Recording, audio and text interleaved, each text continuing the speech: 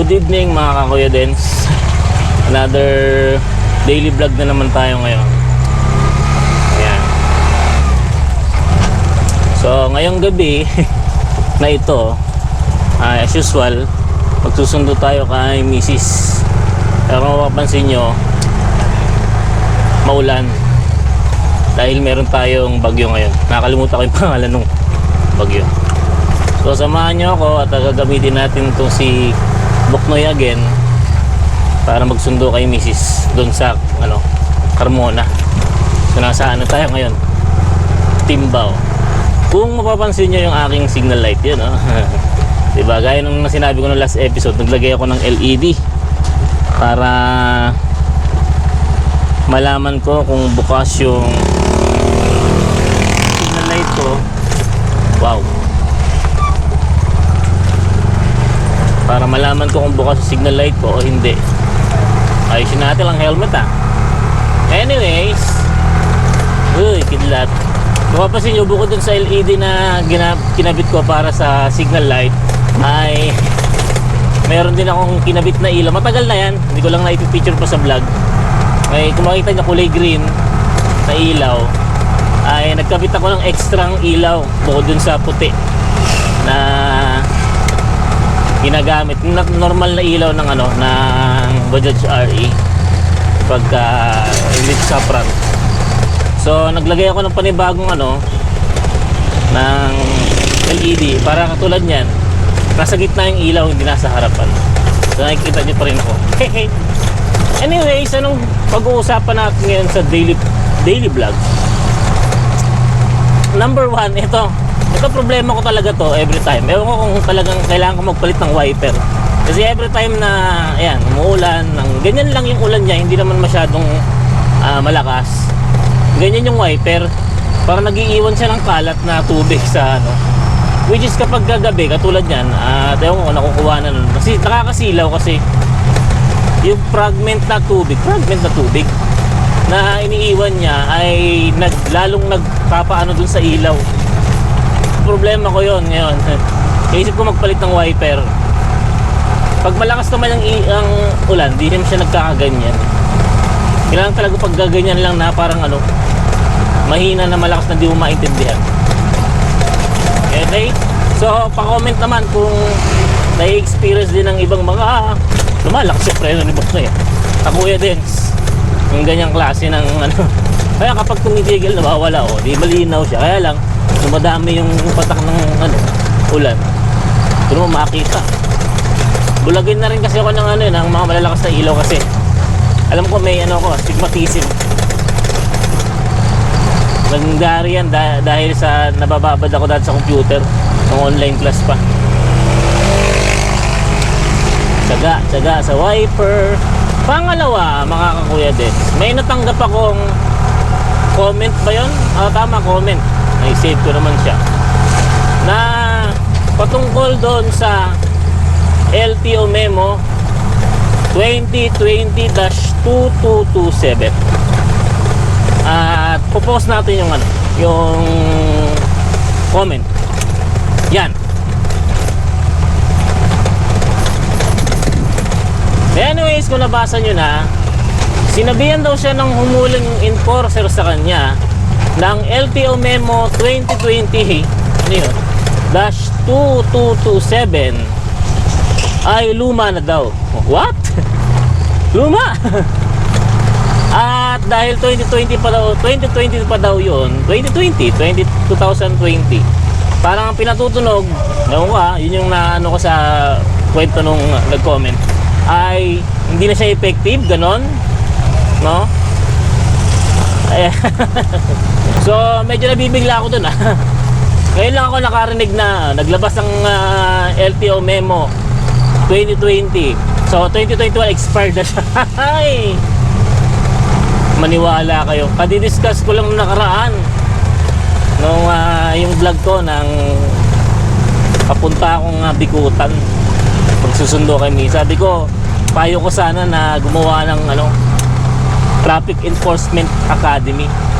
At ito ang nabungaran kong message or comment galing sa isang nanonood sa atin. Brad, Kung sino man yan. Hinga mo ng bago, baka meron bagong LTO memo, di natin alam. Busang gala. Ano bang mangyayari sa mundong ibabaw? May hams pala. Anyways po, sana mapanood to nung nagsabing luma na daw yun, 2020-2227 ng LTO. At tayari kayo sa taga-LTO. Unang-una po, naluluma lang ang isang regulation o pamantayan ng pagpapatupad, especially sa mga ganyan, ng mga LTO. Kung maglalabas po ang LTO ng panibagong memo for the same kind of vehicle na tinutukoy. For example, ang laman kasi ng LTO memo 2020-2227 ay patungkol sa mga three-wheeled vehicles, quadricycles kung tawagin, ang alog Kung maglalabas po ng panibagong LTO memo, si LTO, wow, kidlat. Saka lang po ma-obsolete yung LTO memo 2020-2227. Hindi po yung katulad ng rehistro ng sasakyan na yearly nag-e-expire. Sino man yung nagpaliwanag sa'yo ng galon, bumalik sa eskwelahan. Sorry hindi ko po inaatake ng kaibigan natin ang mga traffic enforcer. Pero pagka mali ang paliwanag sa isang bagay, ipapaliwanag natin. Kasi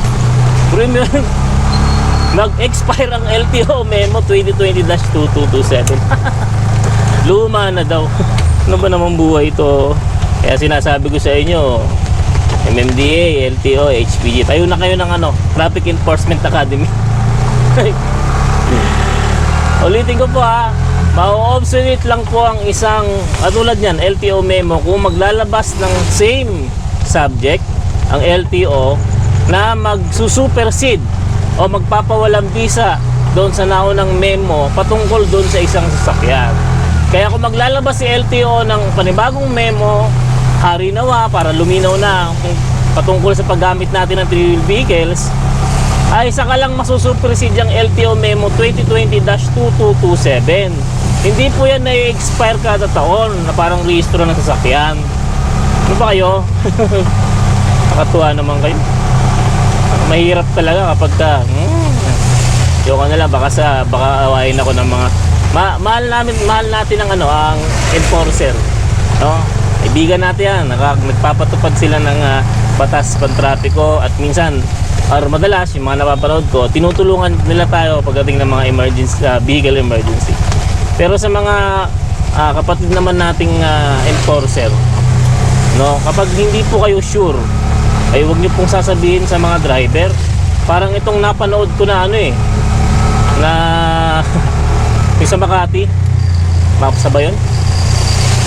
Sabi ba na may enforcer ako, driver lang kayo. Naku po, kapag po tayo ay public servant, o employee, naglilingkod tayo para sa publiko, wag po nating sasabihin yung salitang gano'n na para bang minimenos natin yung mamamayan. Kung nagkamali siya, tikitan nyo na lang po, pero para sabihin niyo na gano'n lang, minimenos po natin ang ating mga kababayan, gano'n. Ay, wag naman sana. Anyways, balik ako again sa nagtanong. Sinagot ko naman po siya. Ang sagot ko, hindi po naluluma yan kung hindi maglalabas ang LTO ng isang memong katulad niyan na papalitan nila yung memo na yan, or ang tawag doon, magsusupersede. Rico, lalim pala nun. Po. At hindi po yan naluluma kada taon. Wala pong ganun. Kahit yung batas po, kahit kung 1977 pa, 1970s, panahon pa nagkopong-kopong, kung hindi po yan na-amendahan, ay yun pa rin po yung ipatutupad. Actually, yun ang isa sa malaking problema natin dito sa Pilipinas. Kasi yung batas trapiko natin ay 1935 pa ata, hindi ko maalala, parang ganon. So sobrang luma na. Yung batas ay hindi na nakakasabay sa baka bagong panahon ng trapiko, so ayun. Tayo problema wala pong ganon na kapag lumipas ang isang taon, pagkalabas ng memo expired na siya. Kakatuwa kayo talaga. Not unless meron din naman tinatawag na local ordinance. Naglabas po ng local ordinance, particular doon sa ganong klase ng batas trapiko. May power po ang LGU doon. Masasabi natin, hindi na luma yung LTO memo. Kasi yun ay pamantayan pang buong Pilipinas. Pero kung merong LGU o local ordinance na inilabas, na meron silang patakaran, yan naman po kinikilala ng ating LTO. Pero hindi po nating sabihin sa tagapagpatupad ng batas na luma na yan. Ay talaga naman. So sana po naliwanagan yung nagtanong, although sinagot ko siya sa comment section, ay ginawan ko rin siya ng ganitong content para naman na mapag-usapan habang nag-drive ako. Opo. Ganito diskarte dyan, huwag nyo debatihin yung enforcer. Usapin nyo na maayos. Tapos bawat sinasabi niya, ang pinakamagandang gawin po doon, hanapan po nyo ng referensya. Yan, diba? Bawal po yan dito. Saan po galing? Ano pong batas yun nagsasabing bawal?